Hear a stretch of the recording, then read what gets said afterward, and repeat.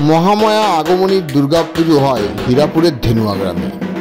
একই দিনে সপ্তমী, অষ্টমী, নবমী, শেষ দশমীর ঘট নিরঞ্জন করাও হয়। আগমনীতেই বাজে বিদায়ের বাজনা। চারিদিকে যখন দুর্গাপুজোর আমেজ, তখন পুজো শেষ হয়ে যায় ধেনুয়া গ্রামের কালীকৃষ্ণ আশ্রমে। হীরাপুরের ধেনুয়া গ্রামে কালীকৃষ্ণ আশ্রম, দামোদরের ধারে মনোরম পরিবেশে এই আশ্রমের আয়োজন হয় আগমনী দুর্গাপুজোর।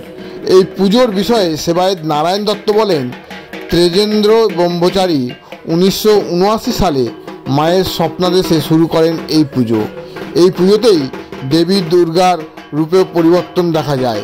দেবীর সঙ্গে গণেশ, কার্তিক, লক্ষ্মী, সরস্বতীকেও দেখা যায়। তার বদলে তার দুই সখী জয়া, বিজয়াকেও দেখা যায়। অন্যদিকে মা দুর্গার সাথে নেই মহিষাসুর। দেবী এখানে ওষুধ দলনী নন। আগমনীতেই বাজে বিদায়ের বাজনা। আশ্রমে সারাদিন ধরে পুজো অর্চনা সহ ধুমধামে উৎসবে মেতে থাকেন এলাকাবাসীরা।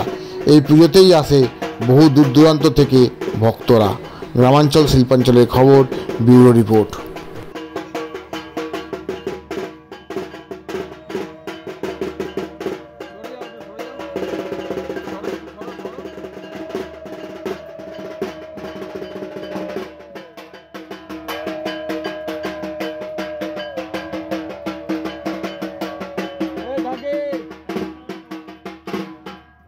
বন্ধ করো।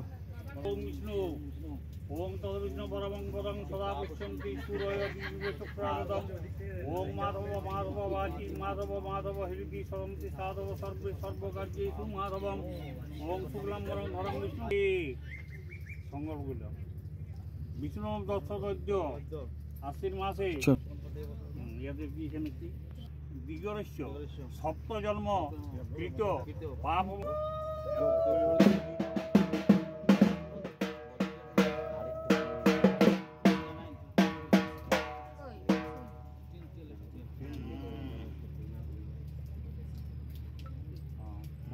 ओम हं हृदय नम ओम ह्रीं शिरसे स्वाहा ओम हुरुं शिखाय वसट ओम हरिं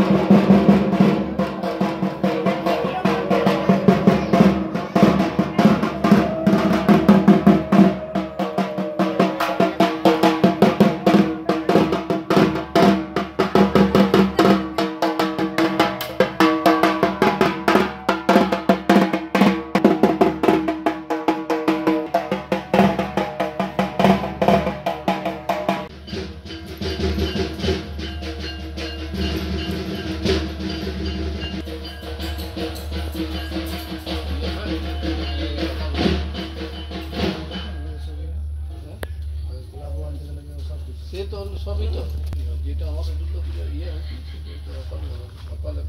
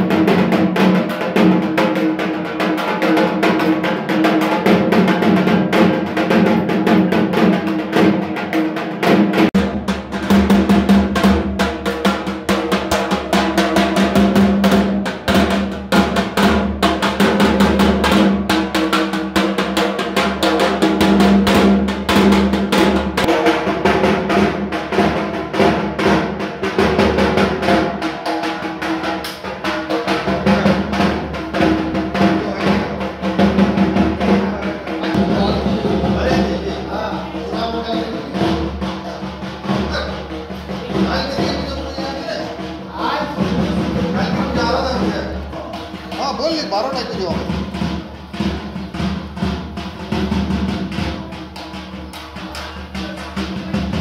কোন কোন এই বগুড়াতে যায় চলো দেখে আসি।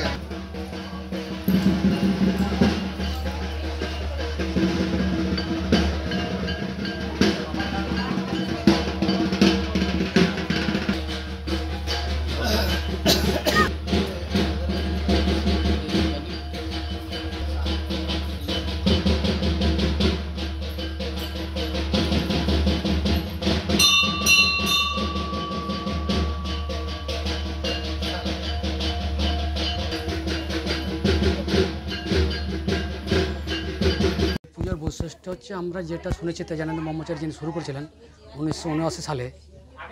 তো এখানে উনি বললেন যে মায়ের আদেশ, স্বপ্নাদেশ, এখানে মায়ের পুজো করতে হবে।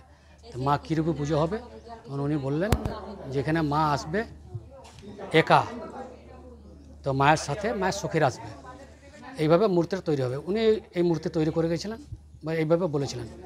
তো আমাদের যখন 79 সাল পুজো শুরু হয় তখন আমরা এই মূর্তি দেখেছি বা এখনও দেখছি এই মূর্তি।